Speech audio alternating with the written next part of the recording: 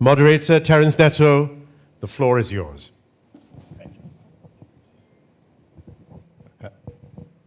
Testing 1, 2, 3. Can you hear me back there? Distinguished guests, ladies and gentlemen, I welcome you all to this panel discussion, The Future of Nonviolent Struggle. We have an eminent panel of speakers.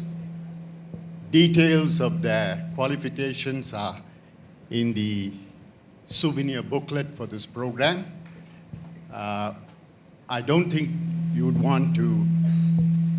want to go through it again because you will already have had a copy and have gone through it.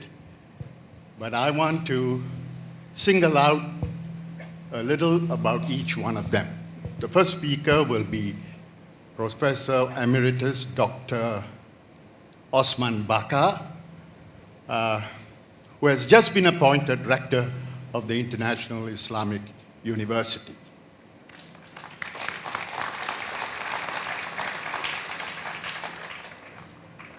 Dr. Osman Bakar has been an Islamic scholar for the better part of 50 years, I think, and he's learned in Islamic philosophy and was distinguished by a book he wrote on civilizational dialogue between Confucianism and Islam, which was an acclaimed production. He will be our first speaker.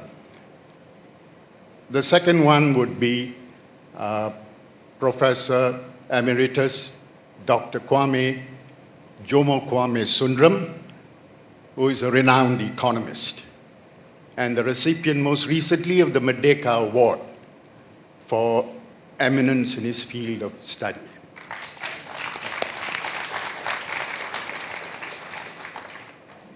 He is the recipient of the Vasily Leontev Award for Economic Science. And he has, over the years, interjected in the public debate on various economic issues to the edification of the Malaysian public. Our third speaker would be Professor Dr. Muhammad Tajuddin bin Rashdi, who actually has been a prolific writer on current affairs. Dr. Tajuddin Rashdi is actually a lecturer or a professor of Islamic architecture. But like a good polymath, he can speak about a variety of subjects, including politics. And he has edified the Malaysian public in recent years with his inclusiveness, his vision of an inclusive Malaysia. Our final speaker is Dr. Tricia Yeo, who has just been appointed to a chair in Nottinghamshire University. She was, prior to that, she was the Chief Executive Officer of Ideas, a think tank that studies public policy and tries to lead public debate on better forms of governance. So you can see that we have eminent speakers this evening on a subject, the future of nonviolent struggle. Now, this nonviolence thing, very few have really practiced it. It was Gandhi that, initiated it. And when he did so, he was faced with the biggest power in the world at that time, the British Empire. And this man, he dug deep into Indian philosophy and came up with this soul force, Satyagraha. He was called the Mahatma. He was called the Mahatma by Rabindranath Tagore. And I believe it's called Mahatma, great soul, great soul. I don't know if you all have come across a book called Truth Called Them Differently, an exchange between Gandhi and Rabindranath Tagore in the early 60s on the issue of cotton production, and while Gandhi was boycotting cotton from Manchester. Tagore disapproved of it.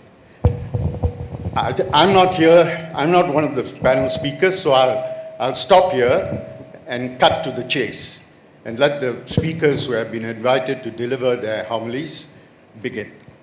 So over to you, Professor Osman. How many minutes? I see. He's asked me how many minutes. I was going to say 12, and reduce it to 10 because we are running a bit late, but they are so eminent, I think I should give them full time of 12 minutes. Thank you.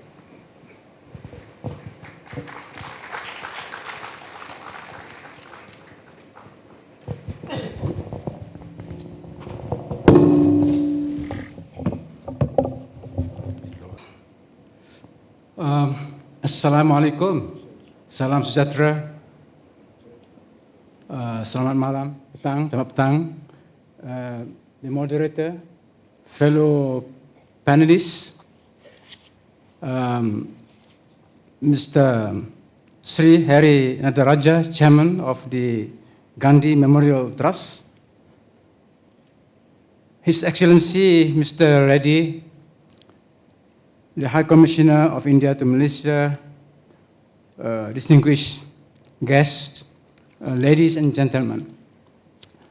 First of all, thank you very much to the organizer of this forum, of this official launch of the United Nations International Day of Nonviolence in commemoration of 155th birth anniversary of Mahatma Gandhi.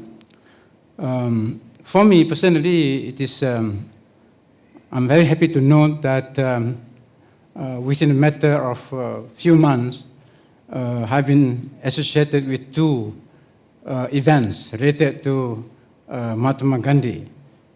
The first one was sometime in July, organized by the Malaysia-India Heritage Society, which was mentioned by His Excellency, the High Commissioner. Thank you very much, His Excellency, for acknowledging that event, which I think was for us very, very important. And the fact that in a matter of months we have the second one, so why not? In a few months' time we had a third one.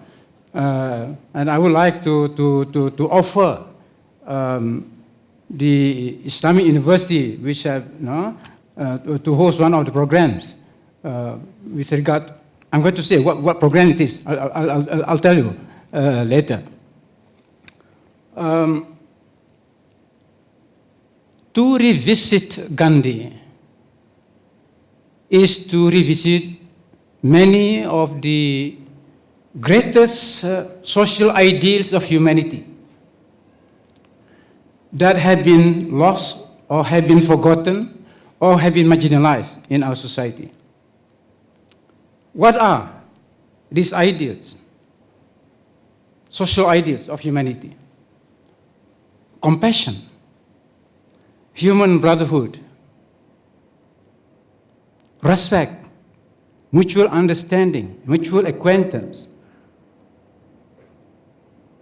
cooperation, collaboration, peaceful relations, and many others.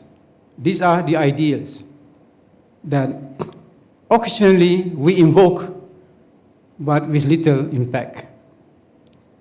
That is the nature of our world.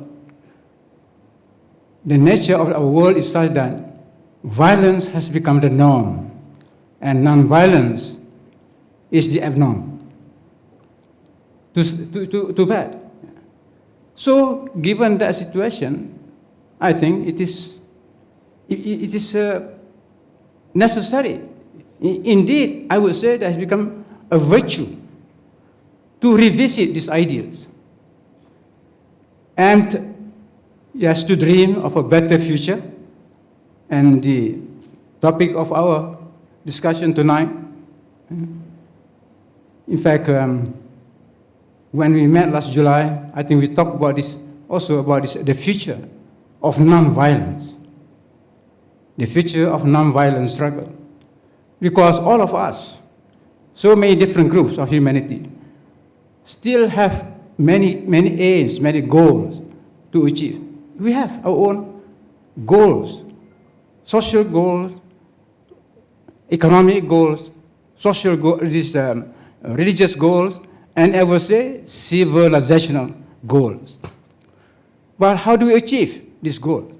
Now, precisely in the light of this event that we are now having, it is our hope and aspiration that no matter what our objectives, what our struggles are, the path that we'll choose is not through violence, but the non-violent way.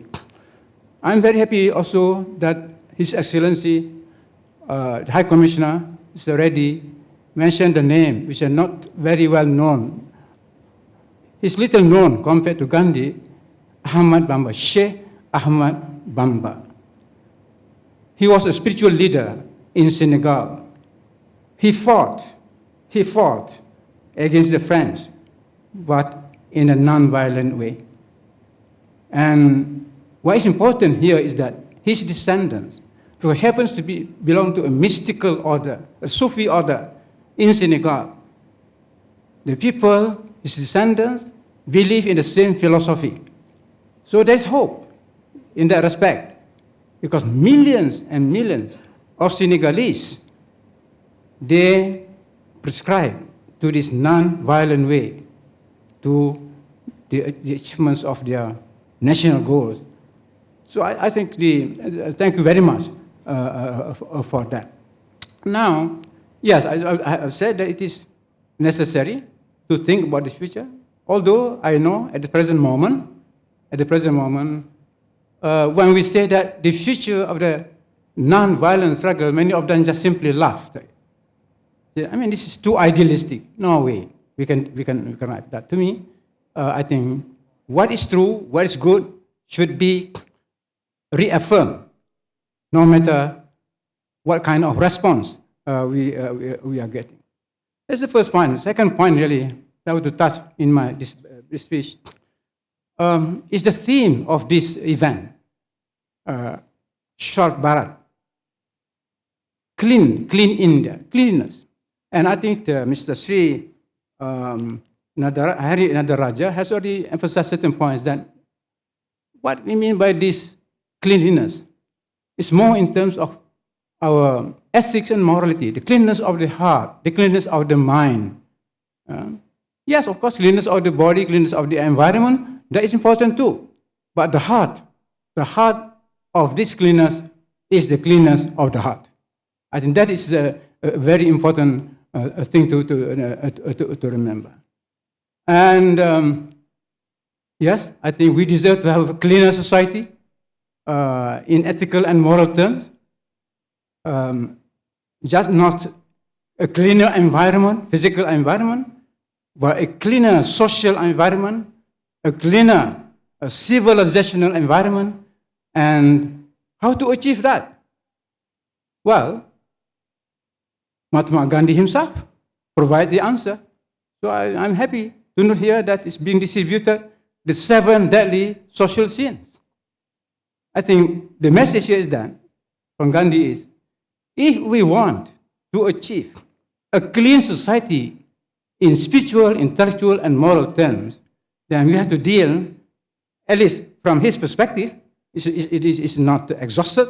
I mean, you can add the list, this is social sin, but here, these are the ancestral ones. Wealth without work, pleasure without conscience, knowledge without character, commerce without morality, science without humanity, worship without sacrifice, politics without principle. If we go to the virtues, that is the opposite of these sins. If we purify our society of these social sins, which is a major civilizational task indeed, then we will be able at least to see some success. If we can succeed to a certain extent, then we'll be having a cleaner society. So I propose to India, Malaysia, and Malaysia-India Heritage Society and other organizations that let us have a dialogue. We have a dialogue on a greater scale. The dialogue discuss these 7 deadly social sins of, as stated by Mahatma Gandhi. We can start with one first. Now, I mentioned this dialogue because I think the future, we may not have that kind of, the same kind of capacity as Gandhi and his friends, his comrades, and when he in a sense fought against for the independence of India, because we live in different times. Now, we may have to do the same thing in order to achieve objectives, but the principle is the same: peace, non-violent way. So I think it's through dialogue. In through dialogue, we will be able to achieve many of the goals of different groups. Let us talk to each other, not fight against each other. And through dialogue. Now, I just want to conclude my my speech here. Now, it was Confucius who first brought up the idea of dialogue. Confucius in China presented the idea of dialogue. The idea of dialogue as the means of social peace. About 3 decades later in the West, the opposite sides of the world, Socrates, Plato, have introduced this dialogue. It was a matter of few decades. Somehow, God has, in a sense, brought us to a new era of humanity. In China, talks about dialogue. In the West, in ancient Greece, talk about dialogue.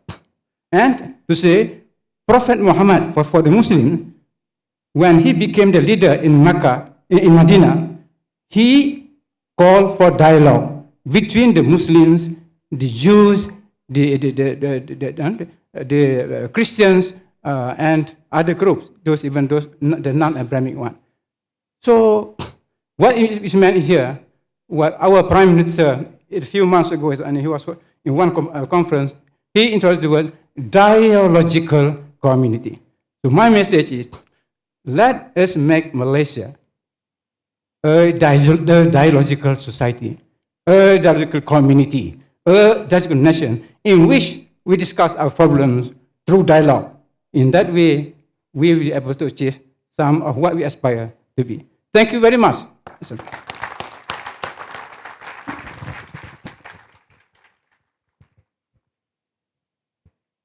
Thank you, Professor Osman Bakar. That was a very interesting threading of a number of topics of great relevance to our time. Now, I'd like to invite Professor Emeritus Dr. Jomo Kwame Sundram.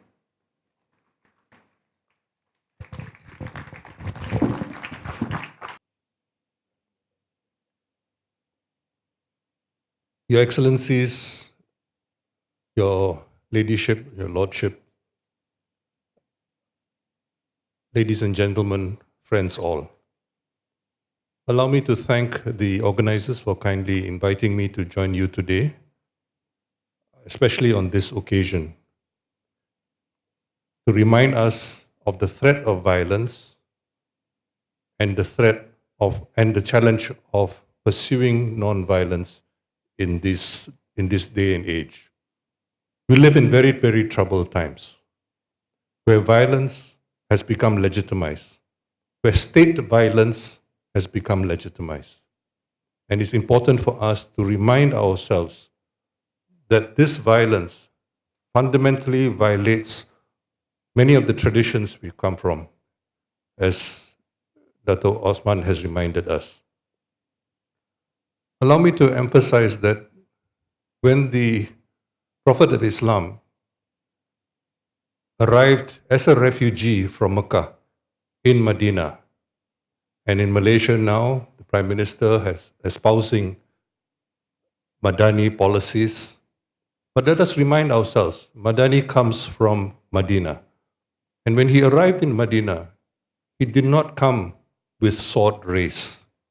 Instead, as Dr. Osman reminded us, he engaged in dialogue to create the basis for a new society, a society of Jews, a society of Christians, a society of Muslims.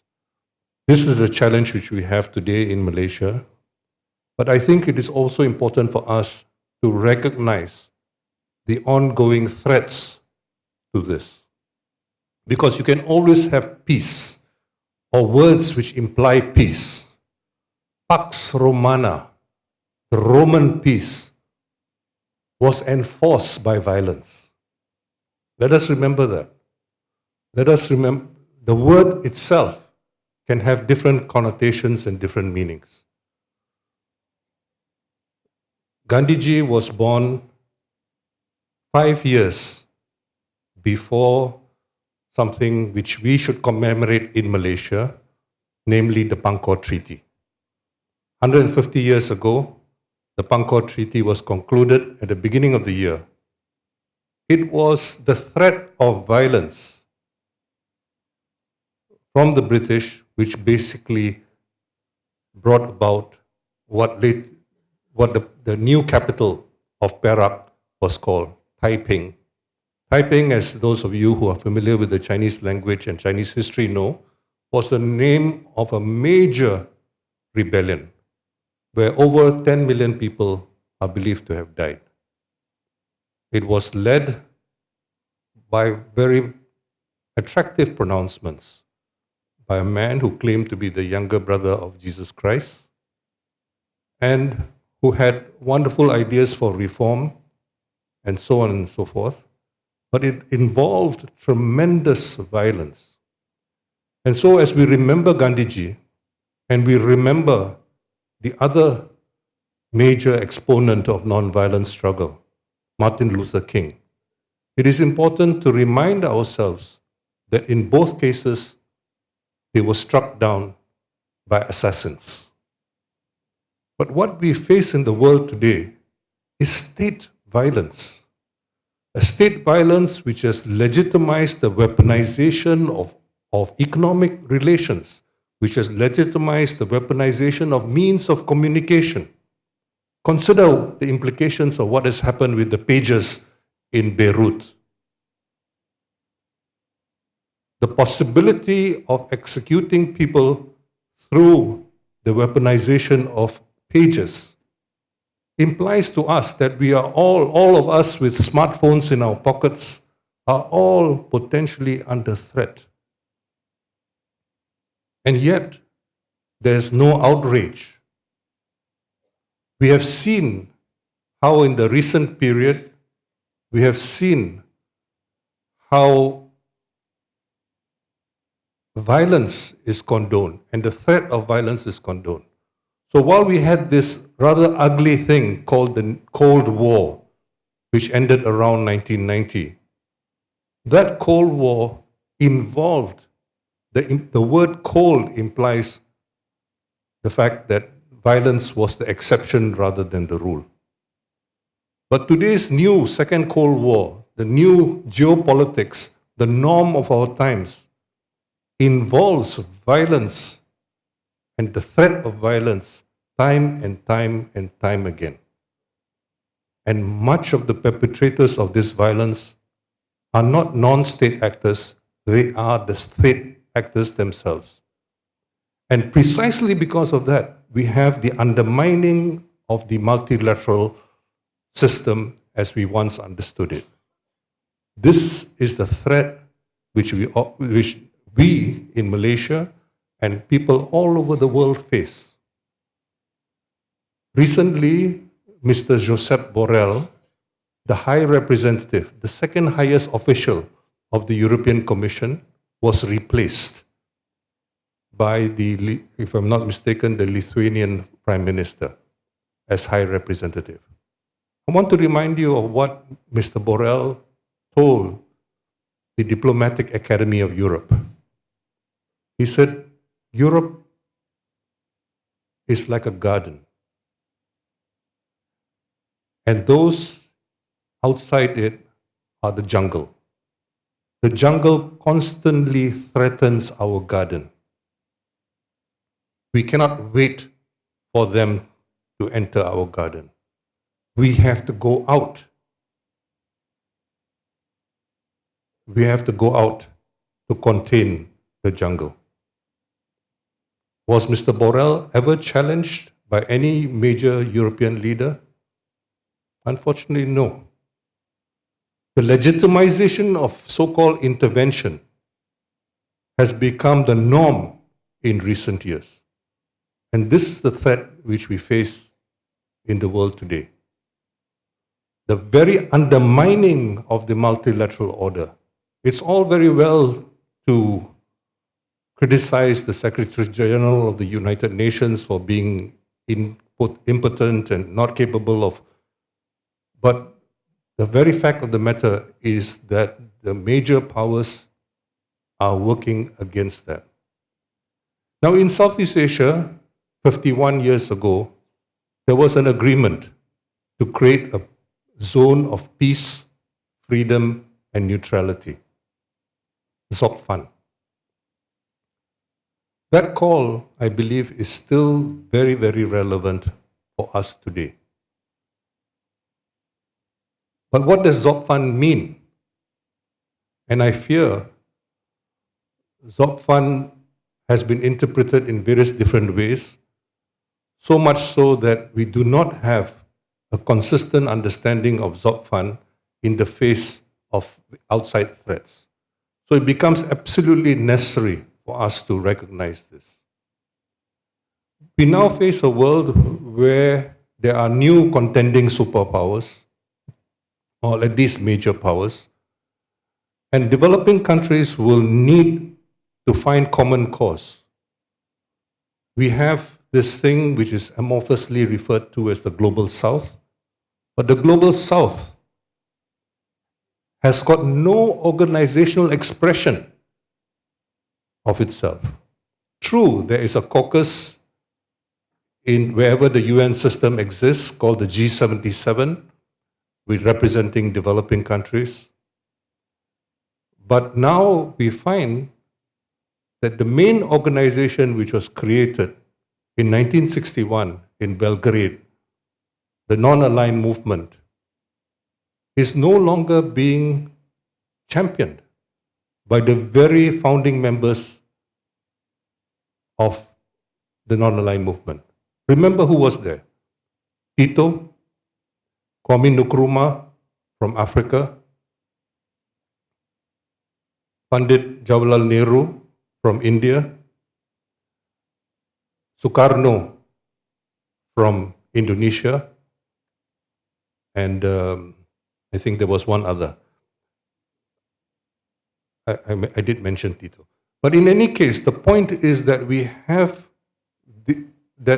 that we do not have any champions of our age. The last one was probably Nelson Mandela, who, bless his soul, passed away quite some time ago.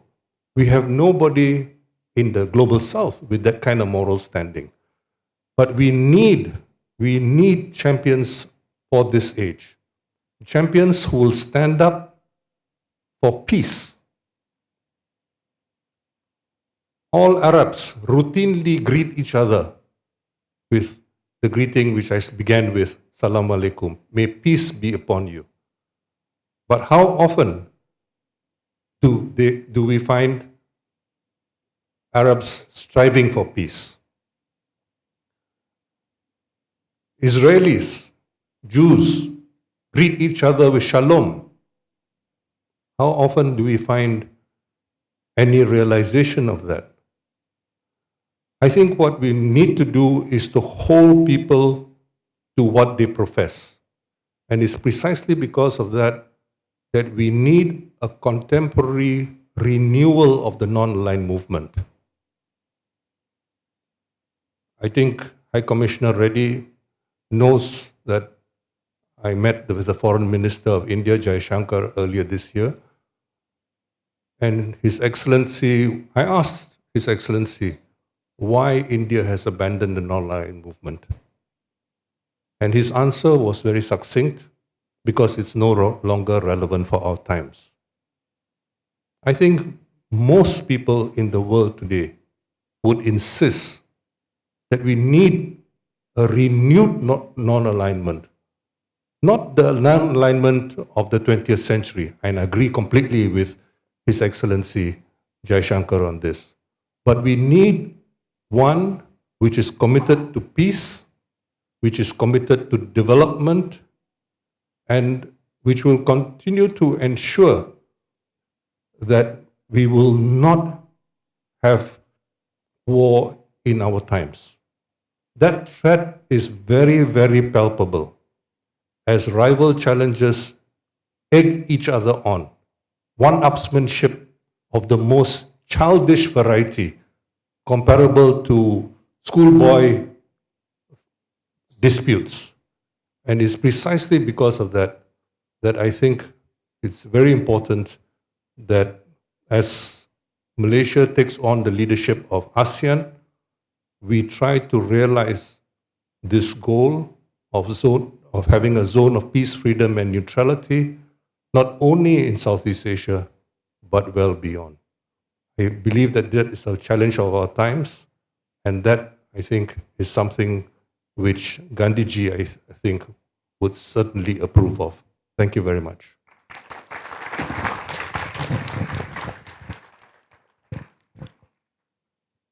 Thank you. Thank you, Dr. Jomo. Now we'll get the presentation of Professor Tajuddin Rashdi, who, as I said, you read practically every day. So now we are going to hear him. Thank you.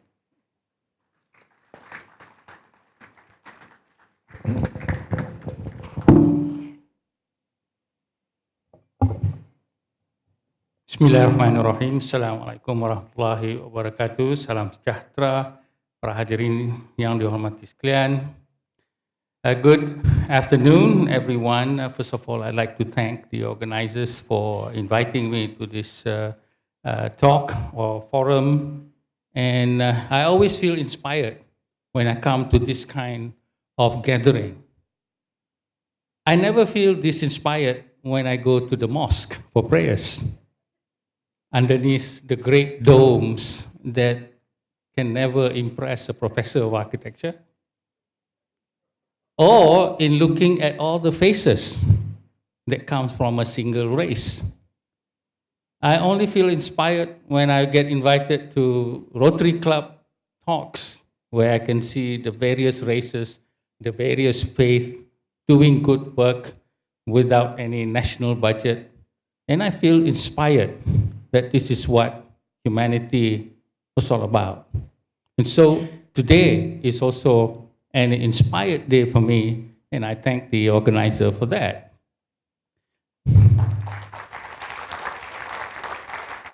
Now, ladies and gentlemen, in the Quran, Allah said to the angels, I am going to create man. And the angel said, why would you want to create something that's going to create chaos in the world?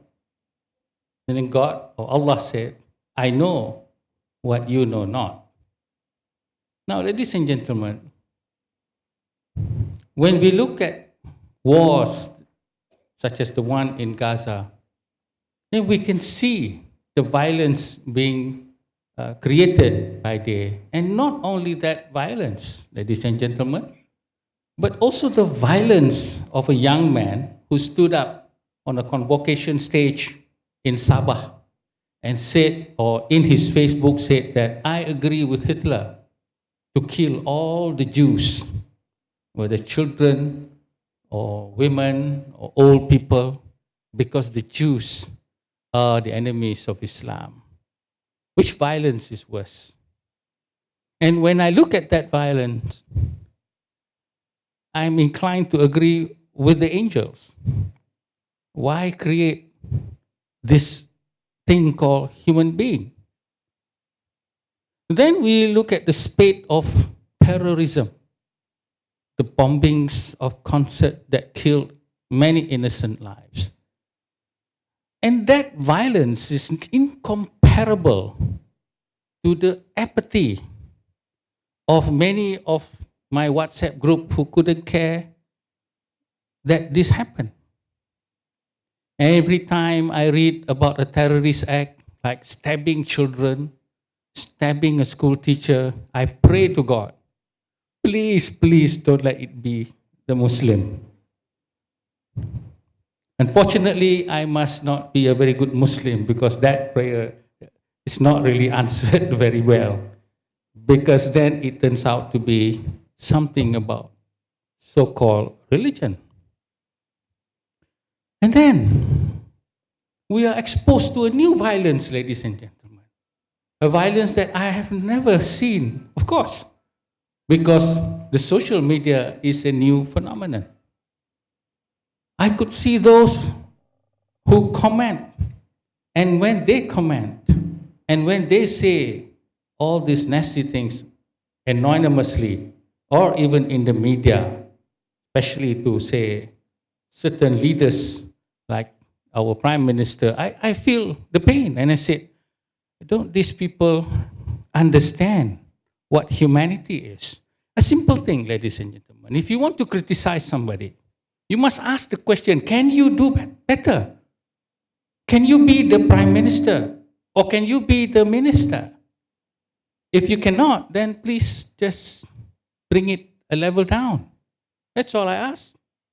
What is so difficult about that? How can we fail a person without the leeway of making mistakes? Are we not human? Once I was asked to give a lecture on leadership, and everybody talked about how leaders are supposed to follow the system. I talked about how leaders should learn about failure, should learn about mistakes, so that you can be the leaders of men, because men make mistakes. So when I look at all this violence, whether conducted in a grand arena of war, or whether in the secrecy of the terrorist act, or in the arena of the social media, I tend to agree with the angels. Why create human being? And then when I look at that man, Mohandas Karamchand Gandhi, then I understood when Allah says, I know what you know not.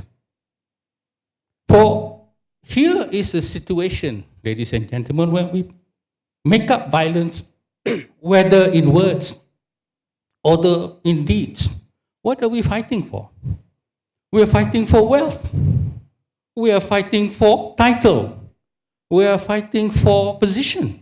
We are fighting for race. We're fighting for religion. Now, if you look at that man over there, what wealth does he have? What race that he cared for?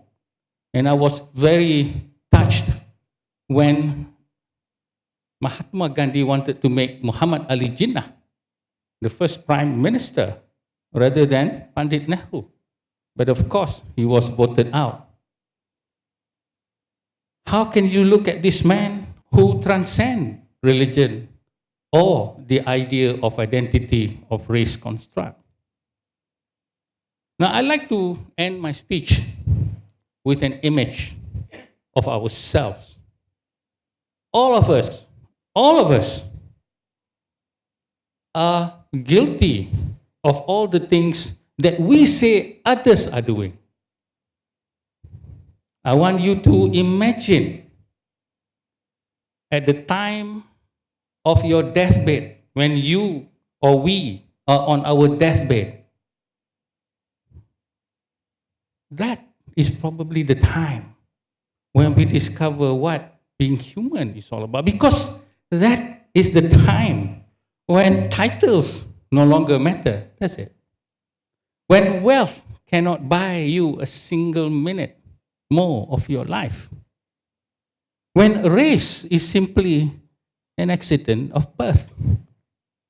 And religion is something handed down and inherited. So we, ladies and gentlemen, unfortunately may and probably will discover our humanity on our deathbed. But Mahatma Gandhi wears the humanity every single day within his single garment, walking with dignity, compassion as his tools, and not giving way to our definition of race, to our definition of religion, but something that is higher than that. So Gandhi, to me, is what politics should be. Gandhi, to me, is what religion should also be. And finally, Gandhi is the humanity that we must measure ourselves with. Thank you very much.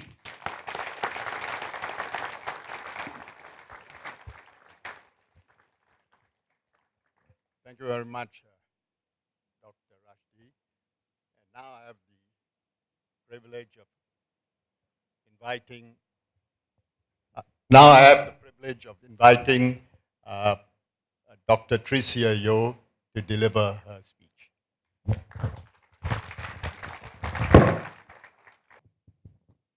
Mr. Sri Hari Nadaraja, Chairman of the Gandhi Memorial Trust, His Excellency Mr. Reddy, High Commissioner of India to Malaysia, Your Excellencies, Your Ladyship, Your Lordship, fellow panelists, ladies and gentlemen, friends, thank you so much for inviting me to the official launch of the United Nations International Day of Nonviolence in commemoration of the 155th birth anniversary of Mahatma Gandhi. Congratulations to the Gandhi Memorial Trust for keeping this going for so many years. Thank you to my panelists who has set such an amazing stage for this evening session. I'm going to share a little bit from my own perspective as someone who comes from public policy. But listening to my three fellow panelists, the burden that the world inherits today is huge. And when I was thinking about preparing something for this talk, the lunch that we had with some of the organizers, those of us at the lunch were already incredulous, thinking, what is the meaning of nonviolent struggle in a world that is so incredibly violent today? And the violence has only escalated since that lunch. What are some of the problems that the world has, that we inherit, that we face? We have war, we have polarization, and the polarization has been exacerbated by the likes of social media that has been mentioned. Artificial intelligence, we haven't even come around to understanding what the impact is on our lives and that of our future generations. Climate change, food security. So I'll start with one of the quotes of Mahatma Gandhi, whom we are celebrating tonight. The difference between what we do and what we are capable of doing would suffice to solve most of the world's problems. The difference between what we do and what we are capable of doing. I want to talk about three distinct areas that I hope will answer my own question of what the relevance is of nonviolent struggle in this world today. And I was thinking, how am I going to speak of this great value that this man had given to the younger people in the audience? And I see so many of you here. How do I stay conscionably able to say these things when there's a generation of people who will only know violence, who will only know conflict, and never in their lives will they have seen any form of peace and harmony or non-violent struggle emerge as solutions. I just have 3 things that I'd like to say today. I want to think about the application of these values and these principles and Gandhi's philosophy in the area of public policy, in the area of politics, and finally in society amongst mankind. In the area of policy, there are so many things that I could think about, but I will just start with one.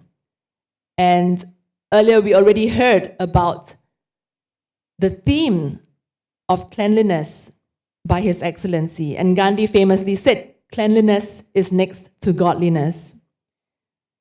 In the area of policy, I talked a little bit about climate change, food security. We know that the world will have an estimated 10 billion people in the population coming in 2050. Out of these 10 billion people, at least 2 billion of these people will not have adequate access to food. Climate change, ironically, is being contributed to by the very agricultural practices of the world today that are struggling to make ends meet, to provide enough food for the people on the planet. So they are struck with this double conundrum, providing enough food while at the same time contributing to climate change. One of the contributors to this lack of food is actually waste management, and it's an area that Malaysia does very, very poorly in. Food waste contributes to a large amount of greenhouse gases. Food waste in Malaysia is amongst the worst in the region for a number of reasons. And if you look at things like the plastic waste that Malaysia imports, by the way, from developed countries around the world, and our inability to deal with this waste around us, do you know that in some of the most high-end housing estates in the Klang Valley today, right beside these neighborhoods, you do have open burning. This contributes to microplastics in the rivers, in the seas. Malaysians consume amongst the highest amounts of microplastics in the world. What does that say about our ability to take care of our planet? Gandhi also said, Earth provides enough to satisfy every man's needs, but not every man's greed. But I don't want to pinpoint any particular culprit. I think it's about systems. It's about the ways in which we have not been able to take control of or manage the systems in which multi-factors and multiple players operate. Systems in which governments, corporations, yes, the state is involved, but also corporations, but also regulators, but also international organizations. Individuals may have their own values and their conscience that they go to sleep at night thinking that they practice, but when they're incorporated into systems, is it possible for them to activate these principles, especially when these systems are already in place for years on end? So I just cited one example of policy. A second area I want to talk about is in politics. What does cleanliness mean in the area of politics? In Ideas, where I just left, we long championed a law which we do not have in the country, which is a political financing law. If we talk about clean politics, I believe many countries, not just Malaysia, are guilty of practicing the opposite, dirty politics. Corruption, oh dear. Corruption, and money politics is what truly makes the entire system unable to do the things that it says it wants to do.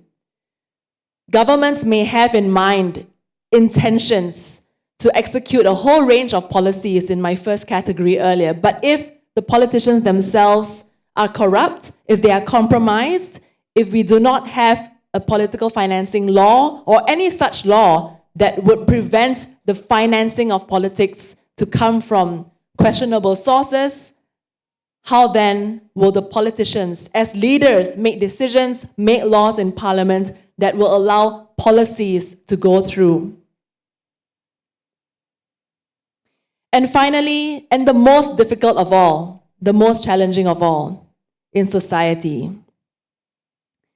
My fellow panelists have already talked about the depravities, the grave depravities that are taking place in the Middle East. To contrast that against the kind of values of humility and tolerance that Gandhi, also in a challenging way, but he practiced it, and what he embodied, they are worlds apart. Don't need to look too far. Malaysia alone, we do have our problems of interracial polarization, interreligious polarization. But to be fair, it is not a phenomenon that's taking place in our country alone. This phenomenon is taking place all the world over. If you just look back 10 years ago, look at where the world is today and the communities within each of these countries, in Europe, in the US. The big divide that is taking place once again between US and China and, of course, now Russia. How can we talk about interracial harmony and providing a balance amidst this polarization? Ultimately, the solution is not easy, but it does require a deep understanding of each other. And I believe this is what Gandhi would have wanted as well. Individuals may understand each other, individuals may have conversations with each other, but it is really important to have formal platforms in order to have these dialogues. And not enough of these exist at the state level and at the community level. I want to share a little bit about a project that we did at Ideas, which perhaps gives you some ideas from ideas, as to how to bridge this gap. There was a big project that we did to bring people together of different walks of life. We called it Project Summer Summer, which is a kind of nice play on the word. And it was, this series of videos that we did was called Kita Bukan Kami.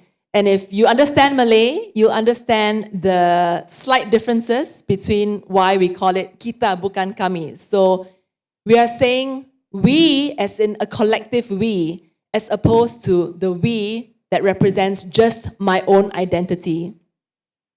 We brought people of different races together who have different principles and different ideologies as well. And we video recorded this entire proceeding.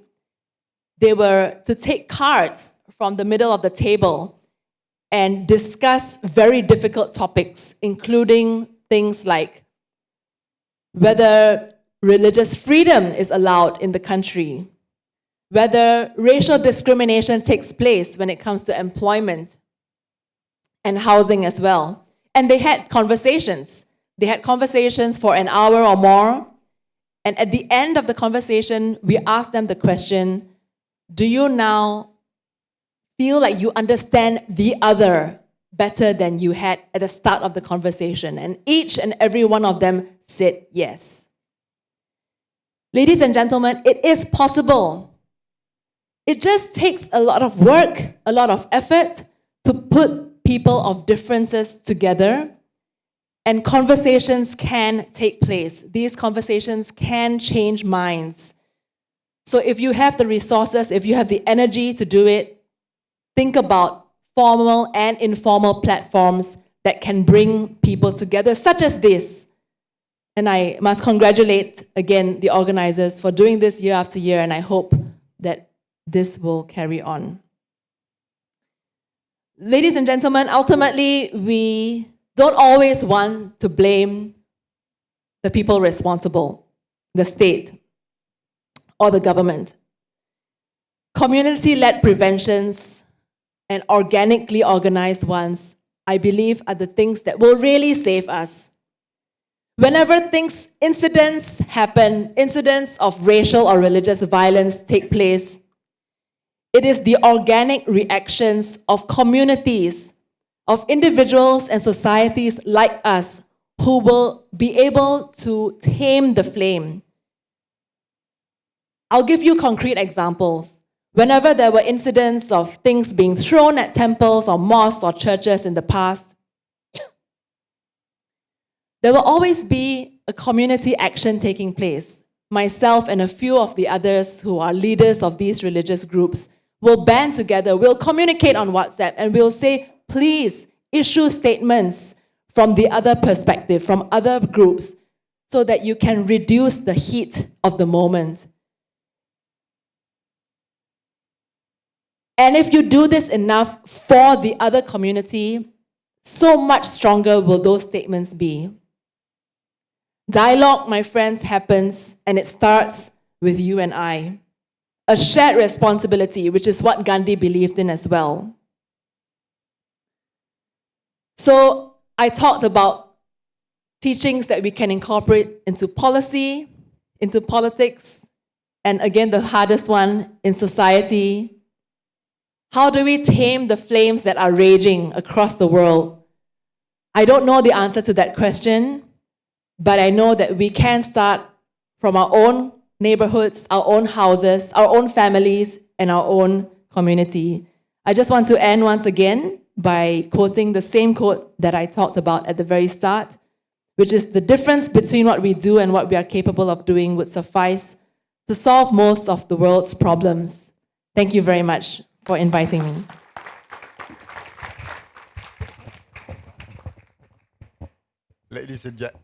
Ladies and gentlemen, can you give a round of applause to our eminent speakers who have raised some thought-provoking ideas? And I think we have a few minutes for a Q&A. If any one of you want to ask a question of our panelists, please. Mic testing. Hello everyone, can you guys hear me? Yes. Yeah, so my name is Muthukumaran Manikam. I'm representing United Malaysian Hindu Voice. I have a very, very important question, which is basically constantly running throughout my life, basically. So everyone keep on emphasizing the importance of the non-violence. However, in order for a bigger change, we should change from our lifestyle itself. Sometimes I wanted to be a non-violent kind of a person. However, the environment, my surrounding, is not allowing me to go into the non-violence.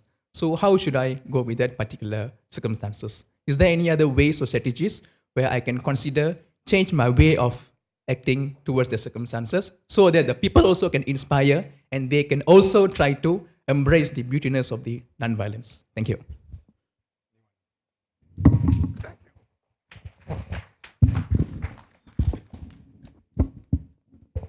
I always say in my speeches now is that true change in our country can only come from us. I think Tricia had pointed out very clearly that it must start at the community level. The first thing that I would recommend is stop blaming or complaining. Of course, we have things that we are not happy about, but complaining and blaming are two different things.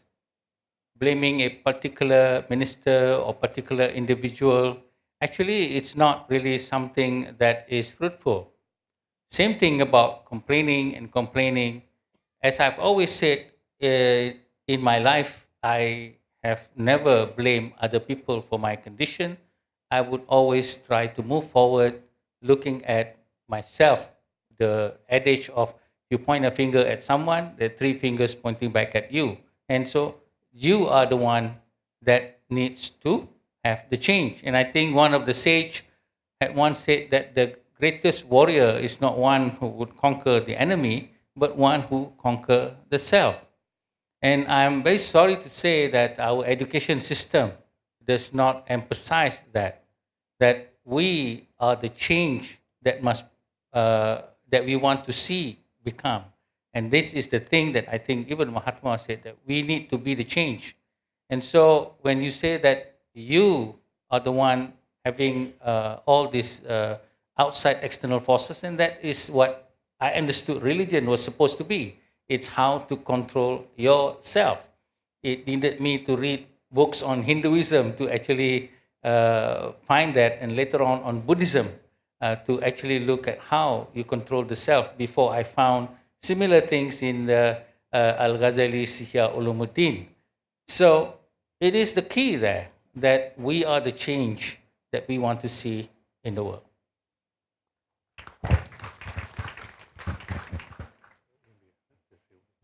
Yeah.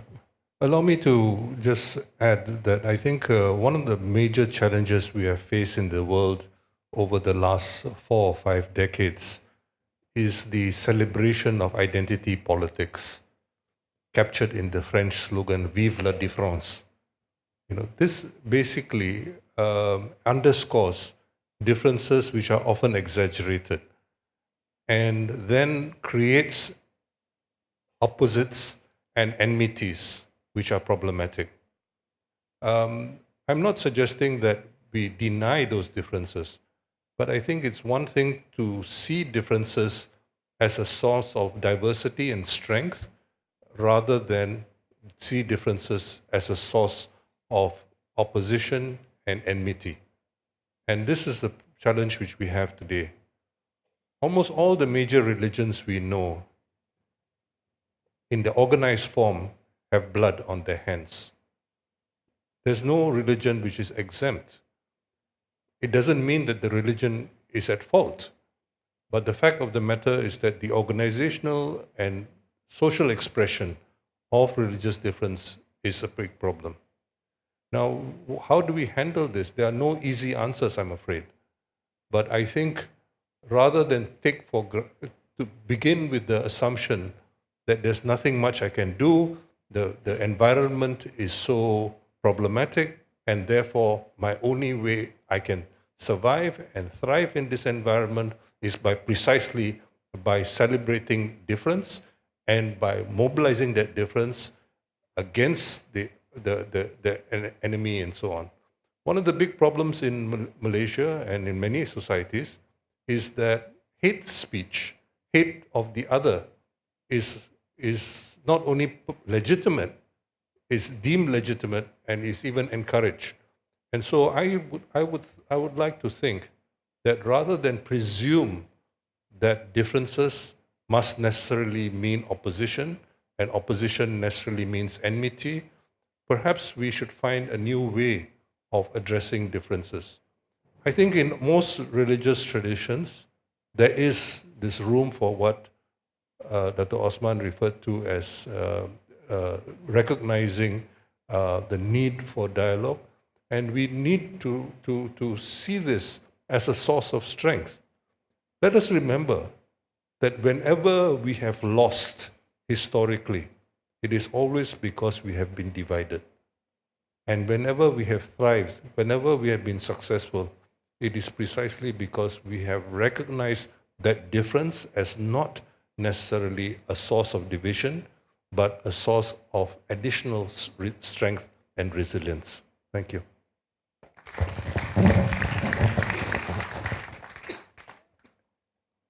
Are there any more? Oh, Thank you.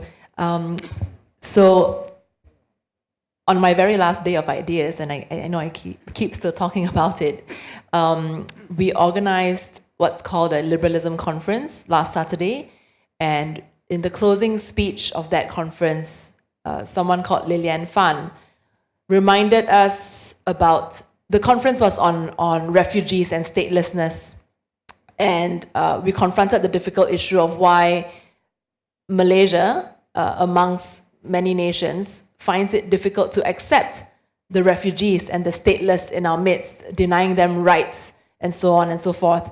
And again, the issue of identity came up as well.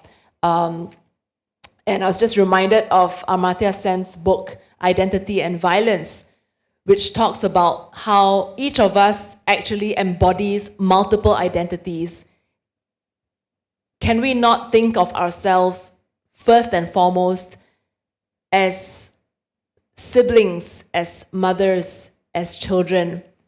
And that unifies a lot more of us than thinking of ourselves first and foremost in terms of our ethnicity. When we see someone, and I think that's something that we should confront as well as individuals. Do we contain any of these prejudices? When we see someone, when we're introduced to someone, what do we see first?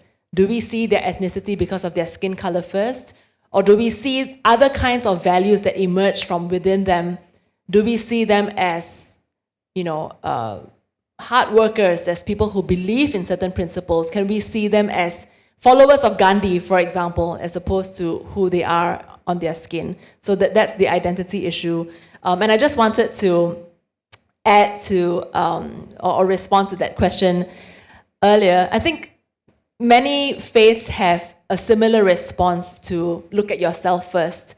I think the Buddha, when asked what a person should do if there are nails all across the world and you would be affected if you walked on these nails, and the response was, you just put on a pair of slippers. You won't be affected when you walk on the nails. And likewise, I think the Bible also says something about turning the other cheek. If someone slaps you on the right face, let him slap you on the left as well. It's really difficult to practice, and I think that's why, like in Hinduism, you call it the practice, right? It's a practice that you need to wake up every day to do, and it's difficult. But it starts from yourself. Thank you.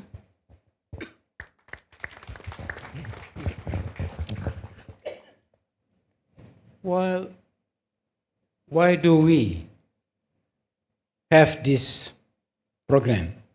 Why do we celebrate the 150th anniversary of Mahatma Gandhi? Why do we need prophets? Why do we need avatars? Why do we need Jesus? Why do we need the Prophet Muhammad and so on? It's to remind us there is another side of us. There is our humanness. The famous definition, who is man? Man is a rational animal. So rationality is the definition, is our definition of being human. So it is to this, our human dimension, that we seek now to remind ourselves. So that's why I said, by revisiting Mahatma Gandhi, Mahatma, the great soul, the title, the great soul. Maybe we are only thinking of the little soul, but there is another dimension of our soul, the bigger dimension of soul. I think this is precisely our purpose. And the great prophets decided to remind us. We have forgotten. We are easily forgotten because of the worldly condition. The world is a source of distraction from us. We forget our true self. I think they remind the possibilities of human perfection. Yes, they are saints. We are not saints. But the role of the saint is to remind the ordinary people like us that perfection is possibility, that we can perfect ourselves, better ourselves. I think I agree with Professor Rajudin. Something wrong with our education. So if that is the case, then let's change our education. Let's work together. Of course, again, it's not through revolution, not through violence, but through the use of reason. God has given the most precious thing, that is our reason. Let us all think rationally, discuss rationally. Let us make Malaysia a dialogical community. I think that is precisely what it's all about. We celebrate every year now. We celebrate Mahatma Gandhi celebration. We use that. Perhaps we also need to remind ourselves through other platforms and forums. So I think that is Mr. Moderator, basically, to remind ourselves of our greater possibility, the possibility that we can always become better human beings than what we are now. Thank you. I have to congratulate that questioner because he has elicited replies from all the 4 panel members. I welcome another question from the floor. Anyone else wants to ask a question?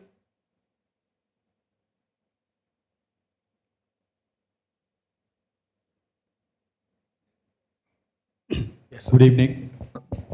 My name is Venu Gopal. I'm from Sungai Petani, Dewan Gandhi. I would like to congratulate Gandhi Memorial Trust and the panelists for such a wonderful evening. My question is this.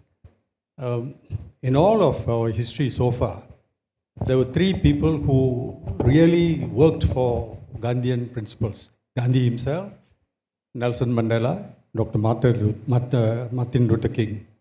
Now, at different stages in history, this non-violence concept appealed and worked for their communities. For example, in India, it helped to get independence. In the US, it helped to emancipate the colored people. And in the case of South Africa, apartheid was gone. One of the panelists mentioned, after Nelson Mandela, there's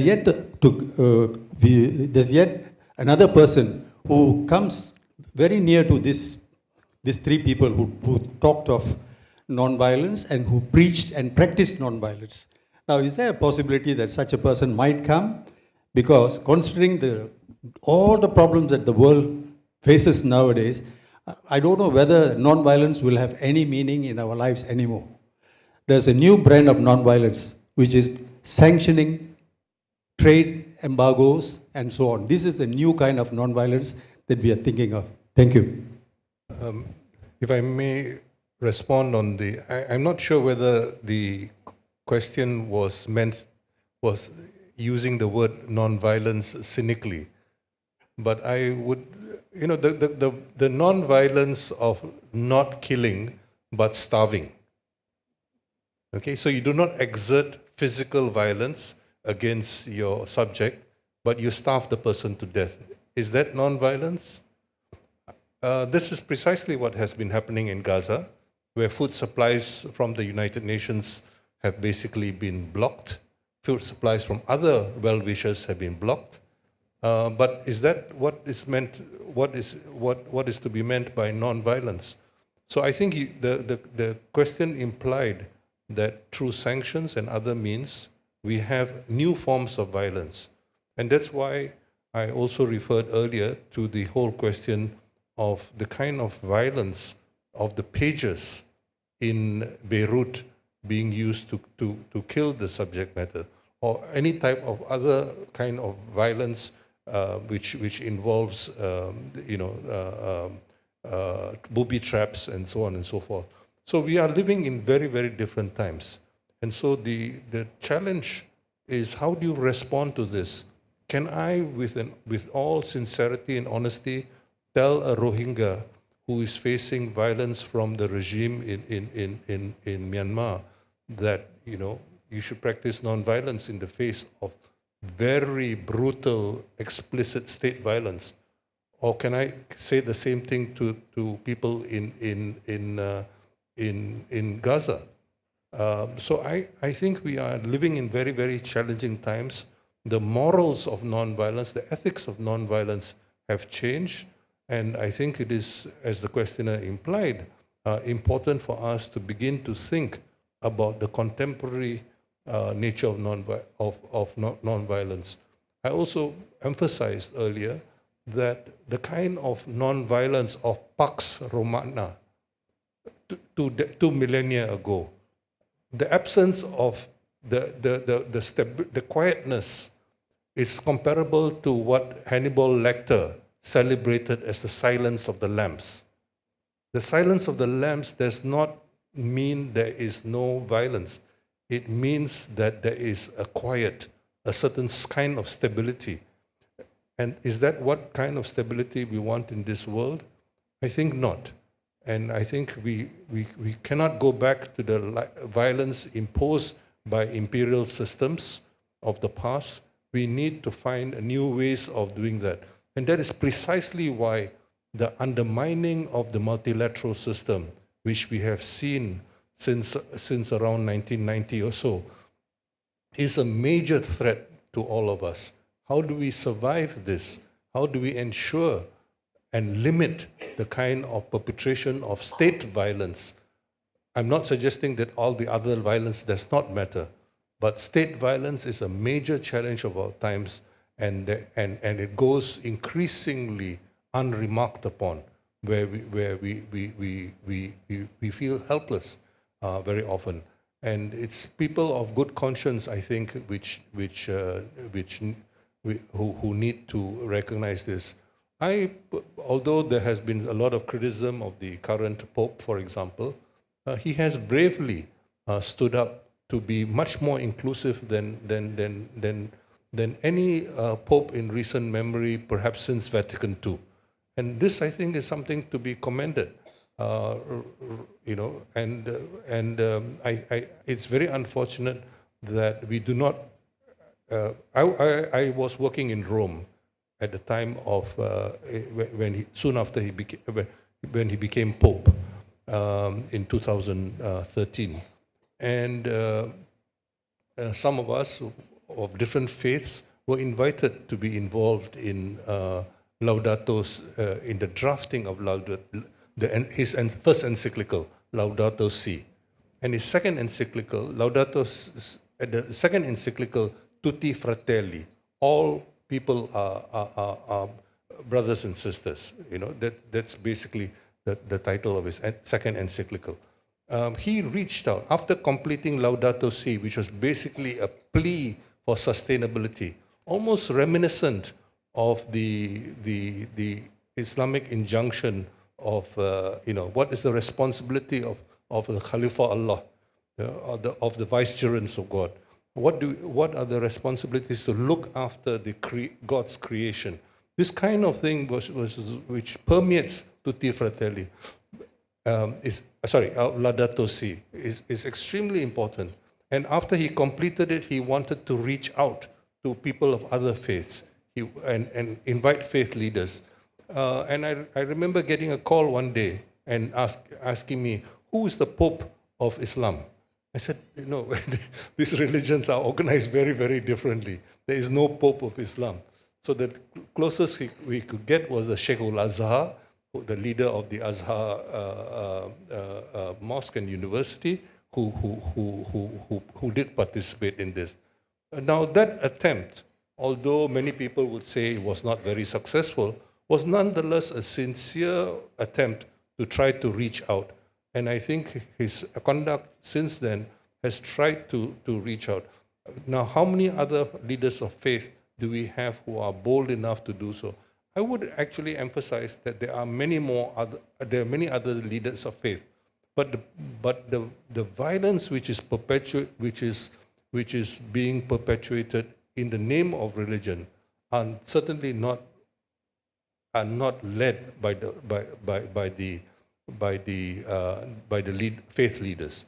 And this is why I think to some extent we should have much more opportunity for true leaders of faith to reach out to each other, rather than people who are acting in the name of particular creeds, but who are acting often violently in the name of particular creeds against other people who are deemed to be of other creeds.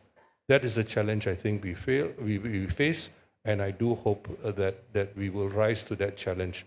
Because as we are reminded, Gandhi ji, as well as others, were very, very inclusive in their practice and in their conduct.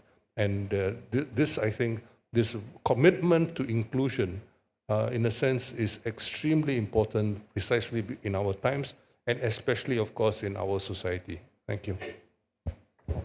Thank you, Dr. Jomo. And Dr. Osman Baka now wants to suggest something. I'm not going to answer the gentleman. I have a suggestion. Why not we, create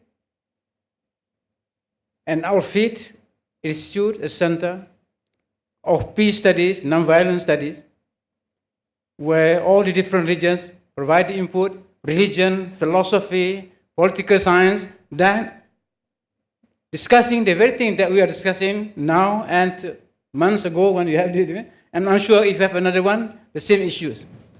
Because we don't have really any university teaching certain peace studies. In the West, it's mushrooming, but they have different idea of what peace studies mean. But for us, why not we create this center of peace studies, or peace and nonviolence studies? Some of you may be able to create institute, you have the means.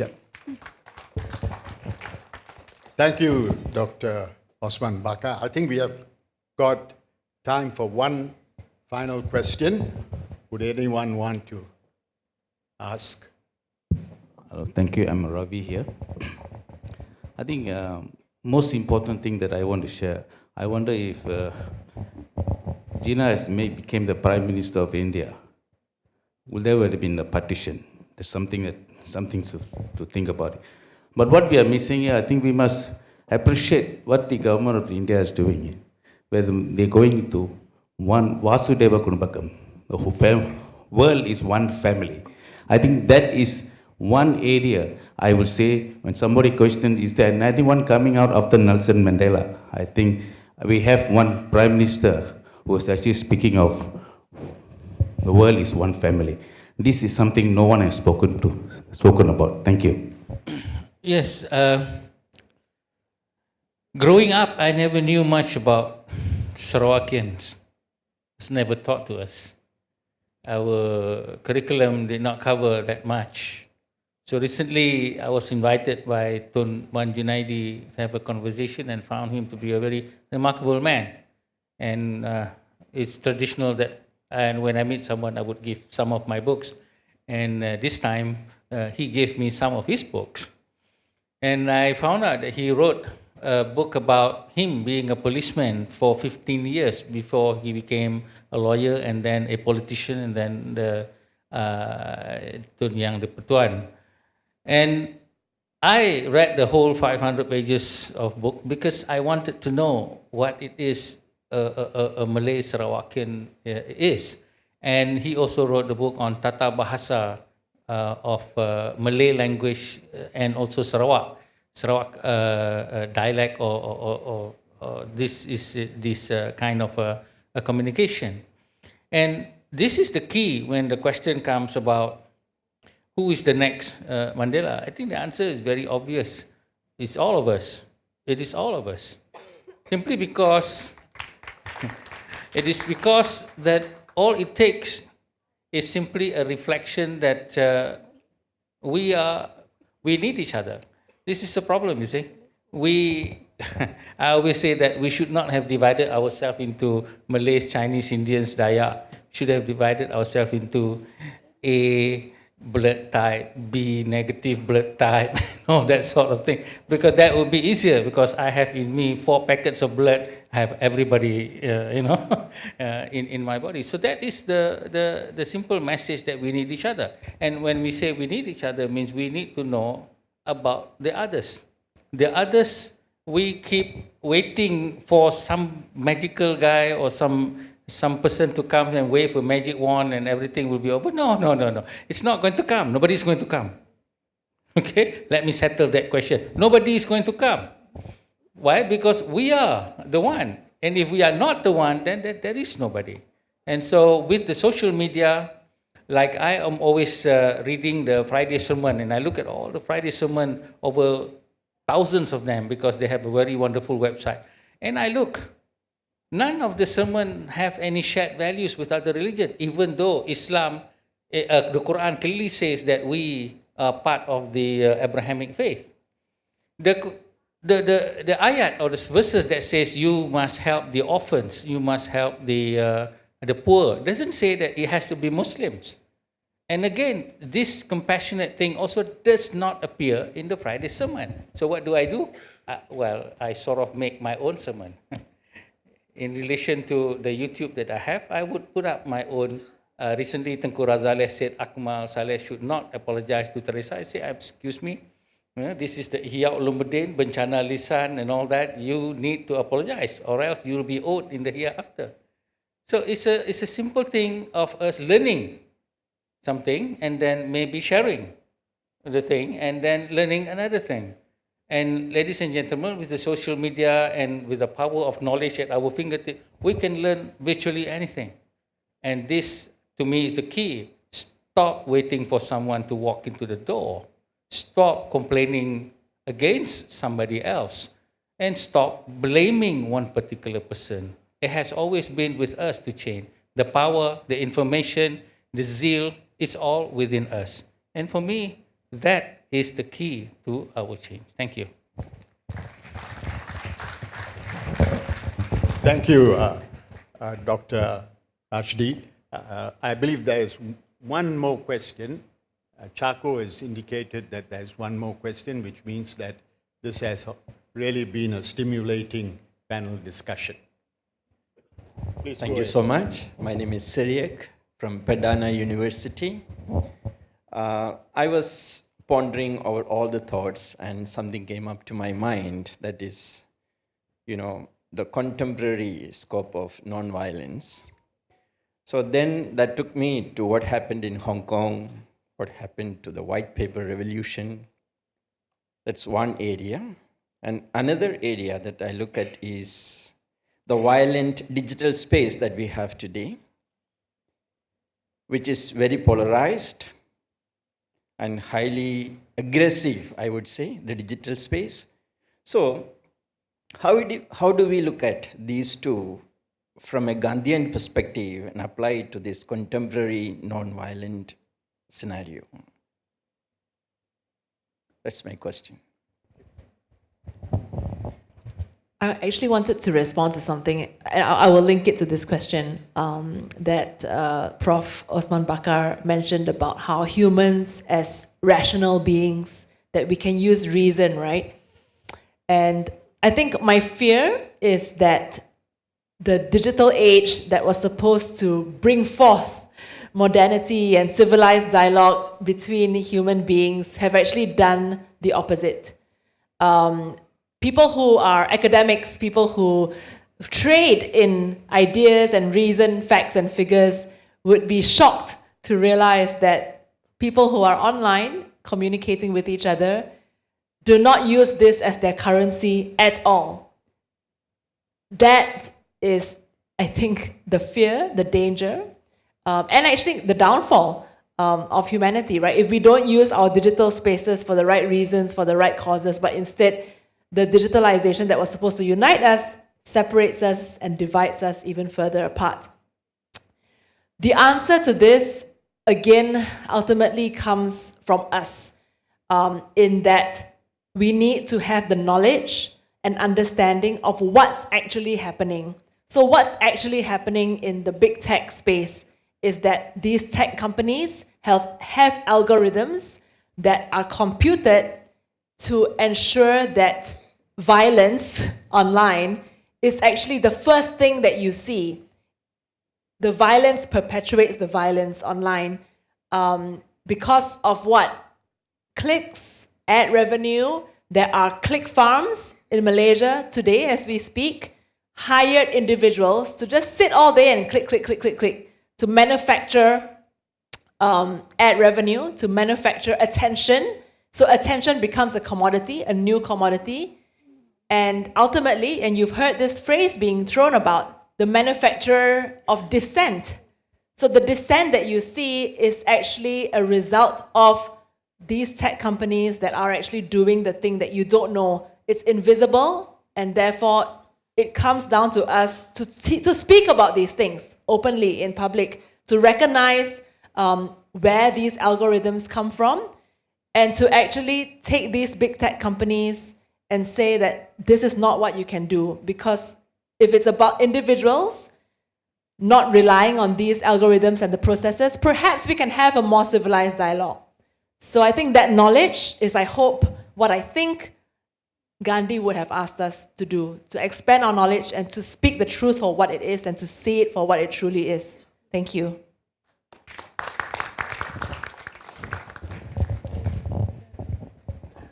think there are no more questions, and therefore I ask you to give these members of this panel who have worked very hard. You've got one more. Hi. First of all, thank you so much for organizers for this event. And I also want to congratulate the speakers for their remarks. Many of them gave us an overview of what we are witnessing in the world now. The problems with multilateralism, what I call the diplomacy of hypocrisy and cynicism of some countries that try to teach the world about democracy, but they are not putting in place this concept. The hypocrisy of violating human rights when trying to teaching others about this concept. And I want to make reference to one of the questions that was made by one of the speakers regarding what can we do in order to promote nonviolence. And I want to mention that in Venezuela, we held last week the first World Congress against fascism. In Venezuela, we are seeing with concern the rise of fascism in the world, that is, whose expressions are the intolerance, the promotion of all kinds of phobias, Islamophobia, etc. phobia, the use of social networks to promote violence, to promote hate. In the case of Venezuela, we are witnessing how the algorithms have been used to promote this hate speech, to promote exclusion, and taking into account all these circumstances, the Venezuelan government invited people from around the world to hold this Congress. We received 1,200 participants from all over the world, from 70 countries. Participants were having some discussions regarding all these issues and many of the issues that you speakers mentioned during your interventions. And we think this is our contribution, trying to create some collective awareness regarding the serious challenges that the world is facing and that represent a serious threat for humankind. Venezuela's government is calling for the participation of youth people, representatives from social movements, political parties, union, and all academics, all those who can be interested in promoting a diplomacy of peace, the dialogue, the understanding among religions, and even among ideologies. So I just wanted to mention that there is some people is trying to do something in order to have a better world, in order to promote non-violence, in order to promote understanding. Thank you so much. Thank you. There was no question there, so we'll bring this very interesting session to a conclusion. I ask you to give the panel a round of applause. Thank you very much. May I call upon our chairman, Mr. Sri Hari Nadaraja, to present a token of appreciation to our moderator and all the panelists. Sri Hari.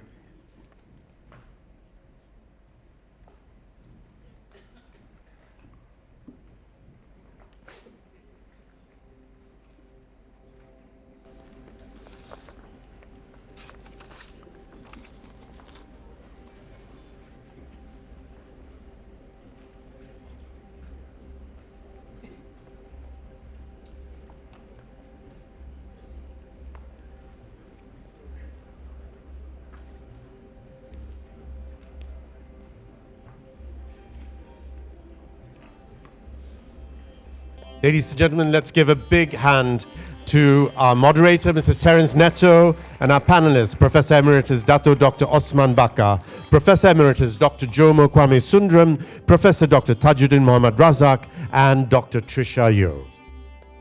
Thank you so much for sharing your learned insights and providing a stimulating and thought-provoking discussion. And thank you to all those who asked questions. Thank you for participating and taking the discussion even further. Apologies for those who wanted to ask more questions, but we've run out of time and we have to move on to the next item in the program.